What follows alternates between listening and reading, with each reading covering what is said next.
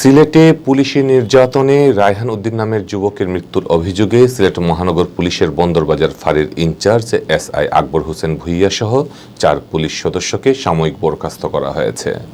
প্রত্যাহার করা হয়েছে আরও 3 পুলিশ সদস্যকে। এছাড়া পুলিশের দাবি মতো কাষ্ঠঘর এলাকার সিসি ক্যামেরার ফুটেজে গণপিটুনির কোনো প্রমাণ মিলেনি। মৃত্যুর ঘটনায় রায়হানের স্ত্রী বাদী হয়ে থানায় হত্যা মামলা দায়ের করেছেন। মামলায় পুলিশি নির্যাতনে তার স্বামীর মৃত্যু হয়েছে বলে অভিযোগ করেন তিনি। মোজাম্মেল হকের ক্যামেরায় বিস্তারিত জানাচ্ছেন হুসাইন আহমদ সুজাদ। দাবিকৃত টাকা না পেয়ে সিলেট মহানগর পুলিশের বন্দরবাজার ফাঁড়িতে ধরে নিয়ে নির্যাতন করে মেরে ফেলা হয় নগরীর আখালিয়ার নেহারিপাড়ার মৃত রফিকুল ইসলামের ছেলে রায়হান উদ্দিনকে। পুলিশের বিরুদ্ধে এমন অভিযোগ রায়হানের পরিবার ও এলাকার লোকজনের। এমন অভিযোগ এনে রোববার রাতে কোতোয়ালি থানায় হত্যা মামলা দায়ের করেন রায়হানের স্ত্রী তাহমিনা আক্তার তান্নি। মামলায় অভিযোগ করা হয় রায়হানকে বন্দরবাজার ফাঁড়িতে আটকে রেখে ফোনে 10,000 টাকা দাবি করা হয়। টাকার জন্য নির্যাতন করে তাকে মেরে ফেলেন ফাঁড়ির পুলিশ সদস্যরা। আমরা মামলা করছি, কালকে রাত্রে গেছিলাম কোতোয়ালি থানাত গিয়ে মামলা করছি। তখন মামলাতে আমরা আসামি অজ্ঞাত রাখছি। এরপরেও আমরা যে নাম্বার দিয়ে আমার ফোন দেওয়া হয়েছে ও নাম্বারও দিছি, মামলাতে উল্লেখ করাইছি। আর আজকে আমরা এগুলো সিদ্ধান্ত যাইমু খে বা খারা খুন করছে। রায়হানের মৃত্যুর জন্য দায়ী পুলিশের শাস্তির দাবিতে সোমবার আখালিয়ায় মানববন্ধন করেছে স্থানীয়রা। এ সময় প্রায় 1.5 ঘন্টা সিলেট সুনামগঞ্জ সড়ক অবরোধ করে রাখা হয়। মানববন্ধন থেকে 72 ঘন্টার মধ্যে রায়হানের মৃত্যুর সাথে জড়িতদের গ্রেফতারের দাবি জানানো হয়।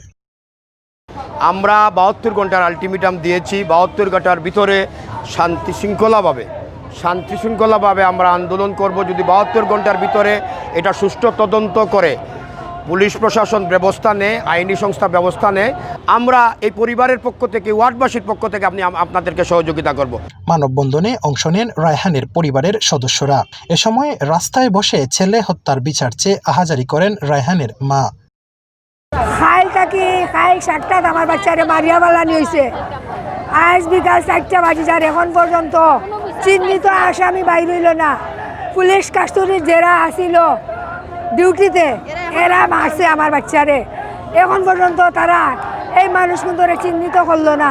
রায়হানের মৃত্যুর পর পুলিশ দাবি করেছিল সে ছিনতাইকারী। নগরীর কাষ্ঠঘরে ছিনতাই করতে গিয়ে গণপিটুনিতে তার মৃত্যু হয়েছে। কিন্তু কাষ্ঠঘর এলাকার সিসি ক্যামেরার ফুটেজে গণপিটুনির কোনো প্রমাণ পাননি স্থানীয় কাউন্সিলর নজরুল ইসলাম মুনিম। স্থানীয় লোকজনও বলছেন পুলিশের এমন দাবি সঠিক নয়। কাষ্ঠঘর এলাকায় শনিবার রাতে এমন কোনো ঘটনাই ঘটেনি। আসলে শনিবার দিবাগত রাত্রে আমরা ফুটেজটা গতকালকে দেখেছি, যেটা রবিবার সকাল 7টা পর্যন্ত, 2টা থেকে 7টা পর্যন্ত আমরা ভিডিও ফুটেজটা দেখেছি। এই ধরনের কোনো কিছু আমাদের এখানে ফুটেজে নাই। আসলে এই ব্যাপারটা অত্যন্ত দুঃখজনক এবং ধিক্ষারজনক যে আমাদের বিশেষ করে কাষ্ঠঘর এলাকা সহ আমাদের ওয়ার্ডের ভিতরে বা এই নগরীর ভিতরে এইরকম যে একটা কথা আসছে এখানে হয়েছে, আসলে এটার কোনো আলামত বা কিছুই নাই। আসলে গতকালকে সন্ধ্যার পর থেকে বিভিন্ন চ্যানেল বিভিন্ন জাতি শোনা যাচ্ছে যে এগুলো ঘটছে না। আসলে এই ধরনের কোনো ঘটনা ঘটে নাই। আমি এখানের বাসিন্দা, আমরা এই ধরনের কোনো ঘটনা ঘটতে শুনি নাই বা দেখি নাই।